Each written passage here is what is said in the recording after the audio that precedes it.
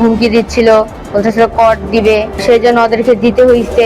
না, আমি বিকালে বের হইছি, বিকালে বের হয়ে আমি মুন্সিহাটের ওদিক গেছিলাম, তারপর ওর সাথে দেখা করছি। ওরা আমাকে বাথরুমে নিয়ে যে ধুয়ে নিয়ে এসে আবার করতেছে।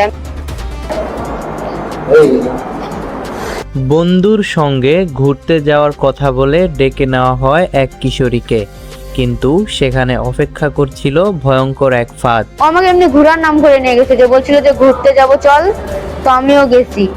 অভিযোগ অনুযায়ী টিকটকের মাধ্যমে পরিচয় হওয়া তামিম নামের এক তরুণ কিশোরীকে নিয়ে যায় কালীতলা বাজারের এক গোডাউনে। সেখানে আগে থেকেই উপস্থিত ছিল তার আরও দুই বন্ধু। ভুক্তভোগীর দাবি, এরপর 3 যুবক মিলে কয়েক ঘন্টা ধরে তার উপর নির্যাতন চালায়। মানে আমাকে ধর্ষণ করা হয়েছে, ওরা 3জন মিলে আমাকে মানে জোর জবরদস্তি করে ধর্ষণ করছে। একাধিকবার বাধা দিলেও তাকে ভয়ভীতি ও হুমকি দেওয়া হয়। আমি নিষেধ করছিলাম অনেকবার করে, তাও ওরা আমাকে মানে ভয় দেখাচ্ছিল অনেক, তো সেই জন্য ওদেরকে দিতে হইছে। আবার ফের মানে হুমকি দিচ্ছিল, বলতেছিল কর দিবে।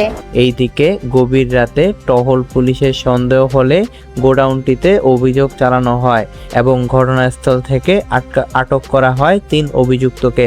ওরা আমাকে বাথরুমে নিয়ে যে ধুয়ে নিয়ে এসে আবার করতেছে। আমি যে অসুস্থ হয়ে পড়ছি ওরা ওটা দেখেই না, ওরা আমাকে জোর করে মানে করতে, তারপরে পুলিশ এসে উদ্ধার করছে, নাহলে তো আমি কালকেই ওখানেই মরতাম।